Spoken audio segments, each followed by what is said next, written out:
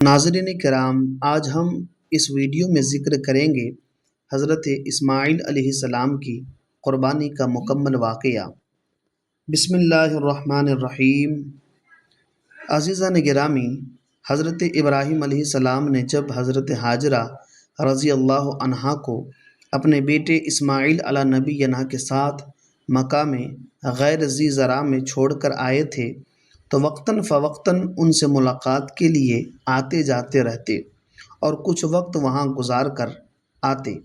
جب حضرت اسماعیل علیہ السلام اس عمر کے ہو گئے جس میں آپ علیہ السلام کا ہاتھ بٹانے کے قابل ہو گئے تو ان سے فرمایا، اے میرے بیٹے، میں نے خواب دیکھا ہے کہ میں تمہیں ذبح کر رہا ہوں، اب تم بتاؤ تمہاری کیا رائے ہے؟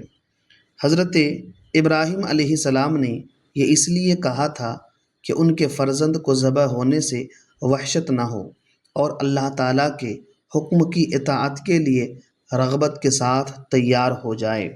اس فرزند ارجمند نے حکم الہی پر سر تسلیم و بندگی خم کرتے ہوئے کمال رضاعت و رغبت سے اظہار اطاعت کرتے ہوئے عرض کی، اے میرے والد بزرگوار، آپ وہی کریں جس کا آپ کو اللہ تعالیٰ کی طرف سے حکم دیا جا رہا ہے۔ اگر اللہ تعالیٰ نے چاہا تو عنقریب آپ مجھے ذبح پر صبر کرنے والوں میں سے پائیں گے۔ یہ فیضان نظر تھا یا مکتب کی کرامت تھی، سکھائے کس نے اسماعیل کو آداب فرزندی۔ جب حضرت ابراہیم علیہ السلام اپنے فرزند کو ذبح کرنے کے لیے چلے تو شیطان ایک مرد کی صورت میں حضرت بی بی ہاجرہ رضی اللہ عنہا کے پاس آیا اور کہنے لگا، کیا آپ جانتی ہیں کہ حضرت ابراہیم علیہ السلام آپ کے صاحبزادے کو کہاں لے کر کے گئے ہیں؟ آپ رضی اللہ عنہا نے فرمایا، وہ اس گھاٹی میں لکڑیاں لینے گئے ہیں۔ شیطان نے کہا، خدا کی قسم ایسا نہیں، وہ تو آپ کے بیٹے کو ذبح کرنے کے لیے لے کر کے گئے ہیں۔ حضرت ہاجرہ رضی اللہ تعالی عنہا نے فرمایا، ہرگز ایسا نہیں ہو سکتا، کیونکہ وہ تو اپنے فرزند پر بہت شفقت کرتے ہیں اور اس سے بڑا پیار کرتے ہیں۔ شیطان نے کہا، ان کا یہ گمان ہے کہ انہیں اللہ تعالیٰ نے اس بات کا حکم دیا ہے۔ شیطان کا وسوسہ ڈالنے کے لیے یہ بتانا ہی اس کی بھول اور جہالت تھی کہ جب حضرت ہاجرہ رضی اللہ عنہا کو یہ بتا دیا کہ یہ حکم خدا بندی ہے تو خدا کے اس محبوب و محب گھرانے پر پھر وسوسے کیسے اثر انداز ہو سکتے تھے جس نے خداوند قدوس پر ایک ویران بیابان کے ہولناک ماحول میں رہنا خوش دلی سے قبول کر لیا تھا۔ حضرت ہاجرہ رضی اللہ تعالی عنہا نے فرمایا، اگر انہیں اللہ تعالیٰ نے حکم دیا ہے تو پھر اس سے اچھی اور کیا بات ہو سکتی ہے کہ وہ اپنے رب تعالیٰ کی اطاعت کریں۔ یہاں سے نامراد ہو کر شیطان حضرت اسماعیل علیہ السلام کے پاس پہنچا اور ان سے کہا، اے لڑکے، کیا تم جانتے ہو کہ آپ کے والد آپ کو کہاں لے کر کے جا رہے ہیں؟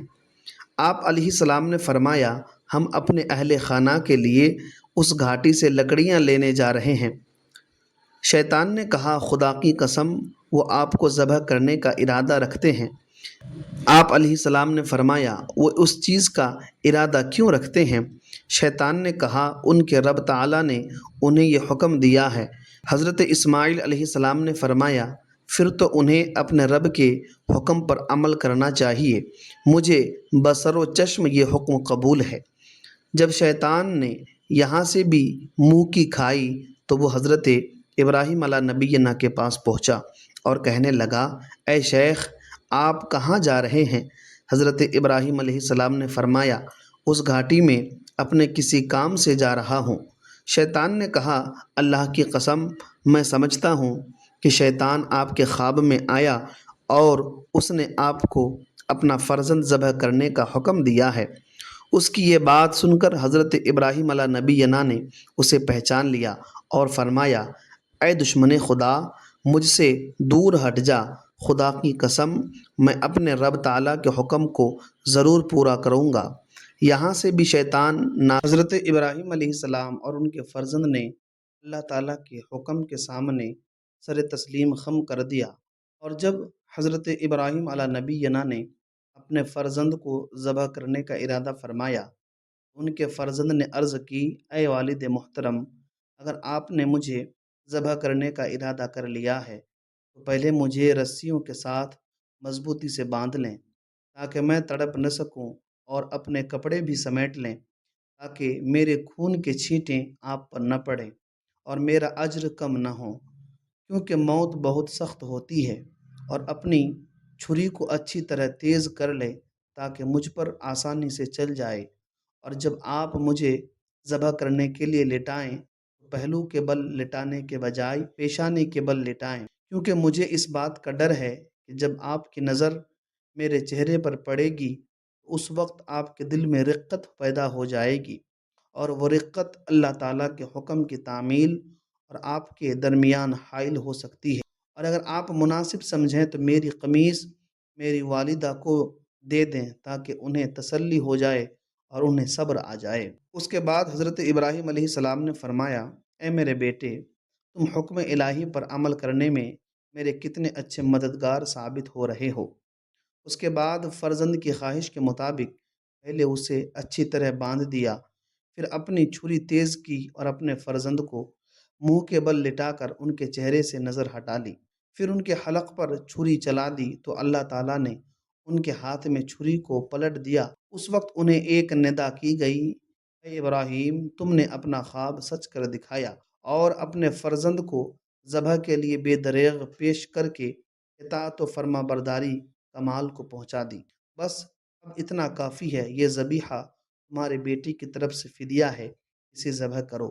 عزیزان گرامی، یہ واقعہ مقام مینا میں واقع ہوا، اور قرآن مقدس میں اس کا تفصیلی طور پر ذکر آیا ہے، جیسا کہ اللہ تبارک و تعالیٰ نے کلام مجید میں ارشاد فرمایا، اعوذ باللہ من الشیطان الرجیم، بسم اللہ الرحمن الرحیم، فلما بلغ معه السعی قال یا بنی انی ارا فی المنام انی اذبحک فانظر ماذا ترى قال یا ابت افعل ما تؤمر ستجدنی ان شاء اللہ من الصابرین۔